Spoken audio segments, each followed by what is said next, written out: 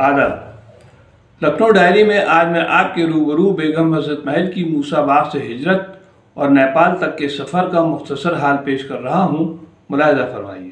موسیٰ باغ سے نکل کر بیگم حضرت محل بھراون پہنچی۔ راجہ بھراون نے انہیں پناہ تو دے دی مگر انگریزوں کے خوف سے سامنے نہیں آیا۔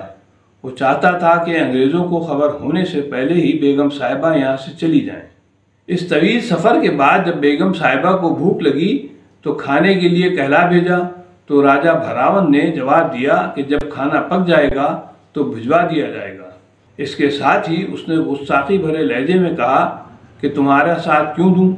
تم تو ہر جگہ مینڈکی کی طرح اچھلتی پھرو گی اور انگریز سانپ کی طرح تمہارے پیچھے لہراتے پھریں گے۔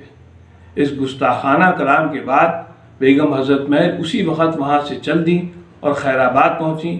ناظم خیر آباد ہر پرساد اور مولوی عماد الدین خان ناظم بسوا نے بیگم حضرت محل کا خیر مقدم کیا۔ شاہی شان و شوکت کے ساتھ بیگم حضرت محل کو مرزا بند علی بیگ کے امام باڑے میں ٹھہرایا گیا۔ راہ میں بیگم نے فقیروں کو 2000 روپے خیرات کیے اور جب وہ شہر میں داخل ہوئیں تو توپوں کی سلامی دی گئی۔ یہاں سے بیگم حضرت محل بریلی جانا چاہتی تھیں مگر ان کے مشیروں نے کہا کہ ابھی آپ اپنے ملک میں ہیں، جب یہاں مشکلیں بڑھ جائیں اور کہیں پناہ نہ ملے تو ملک سے باہر جانے کا ارادہ کیجیے گا۔ چنانچہ اس مشورے پر عمل کرتے ہوئے بریلی جانے کا ارادہ ترک کر دیا اور محمود آباد میں نواب علی خان کے یہاں چلی گئیں۔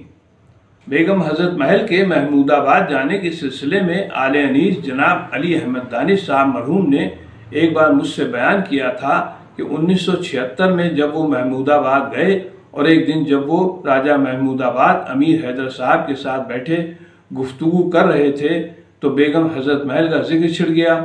راجہ صاحب نے ارشاد فرمایا کہ میرے پردادا مقیم الدولہ نواب علی خان 1857 کی جنگ آزادی میں عالم باغ کے مورچے پر بیگم حضرت محل کی طرف سے لڑتے ہوئے شدید زخمی ہو گئے تھے۔ ان کے ساتھیوں نے مشورہ دیا کہ آپ محمود آباد واپس چلے جائیے۔ مجبوراً وہ زخمی حالت میں لکھنؤ سے چل دیے۔ انگریزوں نے ان کا پیچھا کیا۔ راستے بھر نواب علی خان کے وفادار سپاہی انگریزوں سے مقابلہ کرتے رہے اور نواب علی خان کو اتنا موقع فراہم کر دیا کہ وہ محمود آباد پہنچ جائیں۔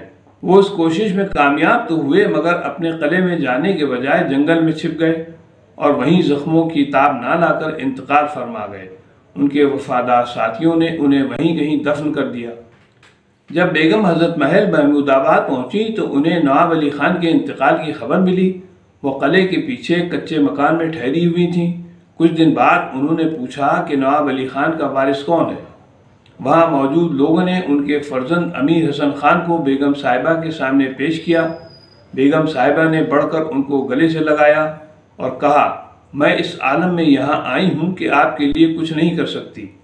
پھر انہوں نے اپنے ملازم کو حکم دیا کہ جاؤ میرے ہاتھی کی سجاوٹ کا جو سامان ہے اسے لے آؤ۔ وہ تمام سامان انہوں نے امیر علی خان کو دیا اور انہیں راجہ کا خطاب دیا۔ کچھ دن محمود آباد میں قیام کرنے کے بعد بیگم حضرت محل محمود آباد سے بھٹولی چلی گئیں۔ بھٹولی کے راجہ منوا کی گڑھی میں قیام کیا۔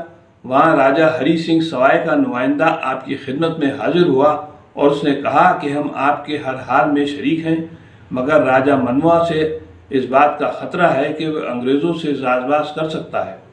چنانچہ بیگم حضرت محل راجہ ہری سنگھ کے نمائندے کے ہمراہ بھٹولی سے روانہ ہو کر بونڈی چلی گئیں۔